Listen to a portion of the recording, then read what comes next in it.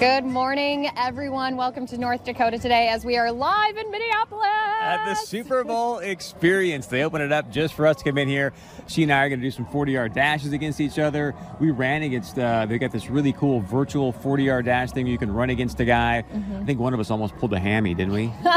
I think I need to do more stretching next time before we do that. But it's really cool. So what's happening here is this is where people are paying. They're coming in. They get to do all these different NFL experiences, and they get to really have a blast. It's worth the money, but they also have outdoors, that Super Bowl Live, where everything is free, but that's outside. And Chris, I have to say, you were there it's cold. It was so cold that earlier today I had frozen hair, and we even saw a group of runners going by, and everyone's beards were frozen, everyone's eyelashes were frozen, their cheeks were super red and rosy. So I'm happy to be indoors with everyone today. It was nice that you were kind of like Elsa out there singing Frozen, so it was a good time. I was saying, it is cold, it is cold.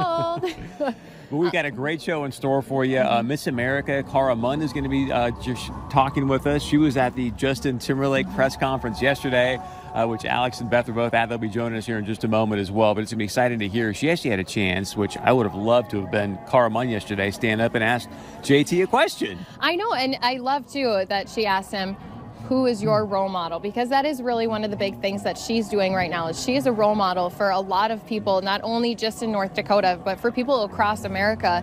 And so I think that was a really perfect question to ask him. I think if he would have called on me, if I would have been at the press conference, I would have been too nervous to even ask a question. I would have just been like, I just wanted to say hi. Wave an awkward wave. And I'm sure you've seen some of the sound bites because Beth and Alex are doing a great job down here bringing you back coverage. But at one point, someone's trying to egg him into saying, hey, who you rooting for, the Patriots or what? And all he said, which I know made a lot of people up here in the Red River Valley mad. He just goes, go, Pack, go. You're like, what? You're in Minnesota. I have to tell you, though, the stuff outside, even though it's cold, it's been a blast to be out there. So they have ice sculptures, they have food, they got food trucks, they got warming huts. And one of the things, and I know we have some video of it too, is we had a blast checking out ski joring. Do you know what ski joring is? I've never even heard of that. So ski joring is a combination. It's between cross-country skiing and dog sledding. So people were on cross-country skis, and then they had their dogs on a leash around their waist, pulling them. And so what they were doing was they were going up and down. And I actually had a chance to talk with some experts in ski joring.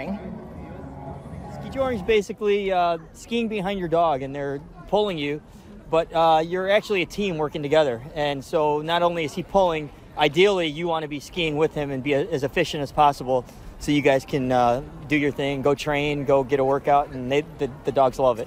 And you have Guinness here. Is this who you're usually racing with? Because you have quite a bit of experience. Yeah, I got him a couple years ago. He's my main dog now that I've been racing. And he came from Norway. I actually went to Norway to get him from the #1 breeder in the world.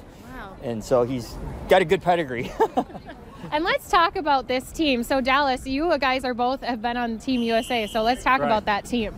Well, it's you go through a selection process during the year of how you compete in races, and then the organizing body selects a team that goes to the World Championships, and there's one in the summer and that for what they call dry land, and then another one in the winter. Happens every other year, and we alternate between North America and Europe. And so let's introduce people to your dog too. Well, this is Comet. Comet's from Alaska. That's her line of dogs, and she spends most of her time as a family dog. Actually, she's mostly pointer. We call them a Eurohound, but they're the sled dogs, and they're all bred differently for different uses. But they're all for sled dog pulling. Now I have to ask, since you said that this is a house dog, now could anyone at home watching train their dog to be a ski joring dog? Yes, the best thing is if your dog likes to pull on the leash and doesn't want to stand next to you, that's a skijor dog. And that dog's saying, I want to go run. So get it a proper harness so it pulls from the shoulders rather than neck.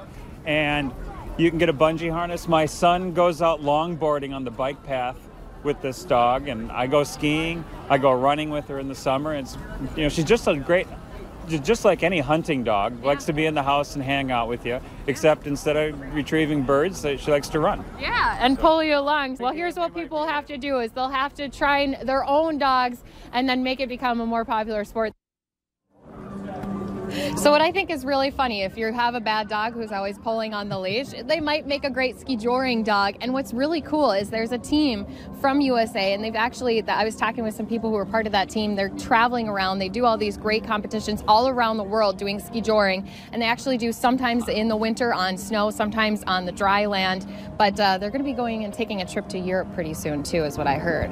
I think you might want to start practicing your ski joring, Christy Larson. I think head so. Over to Europe. One other guest that's going to be joining us later in the show, we hope, it's sometimes a little bit wonky to get in here, but Representative Maury Lanning out of Moorhead was at the big VIP party last night. We heard a little bit about it on the news down here. So apparently kind of a very, very private VIP party was put on by the Minnesota Vikings, like 1,500 people there.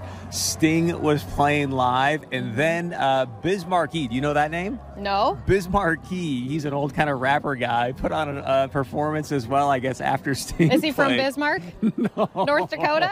But I can't wait to hear what Mr. Lanning has to say. And again, U.S. Bank Stadium probably wouldn't be here if it wasn't for Maury Lanning, so I'm sure he's kind of, he's a very humble guy, but if I was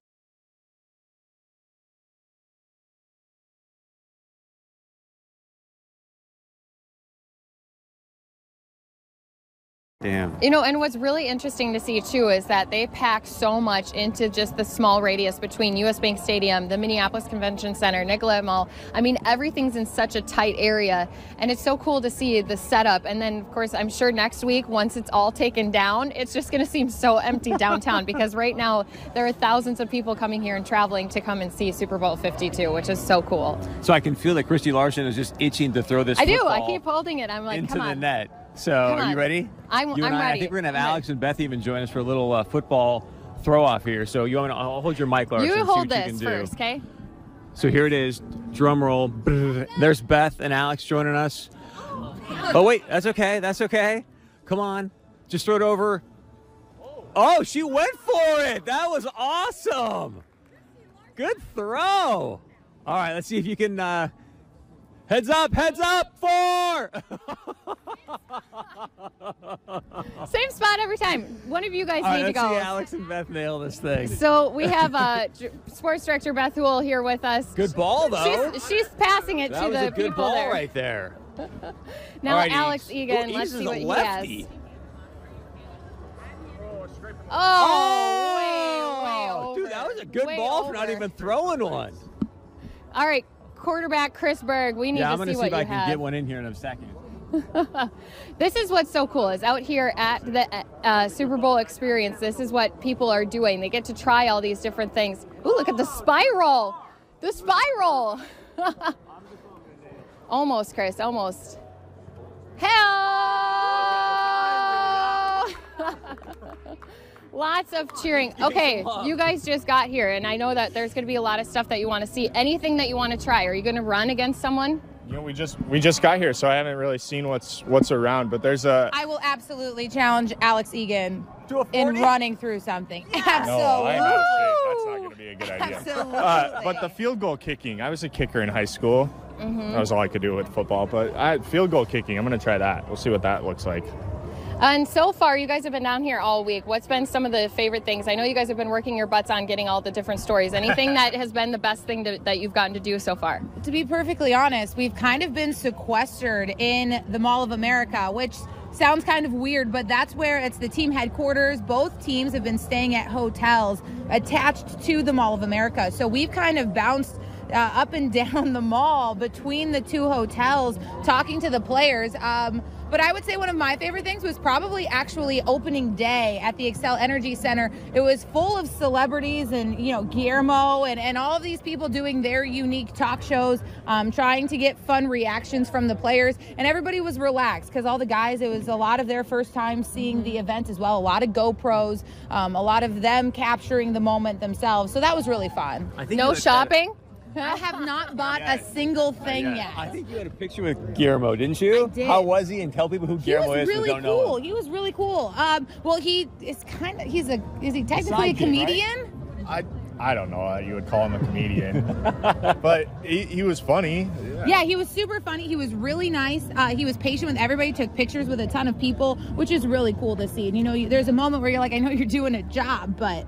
He's the sidekick with Kimmel, right? With Kimmel, yeah. Okay, so it was a great pick, though, him and Beth hanging out. Yeah, he was fun. He was a lot of fun. So tell us about JT. Everyone's been talking about that press conference. I know, Alex, even last night, you're like, okay. I love Alex's line. He goes, I got to share air with JT. I shared air with Beyonce 5 years ago at the Super Bowl, too. That was a lot of fun.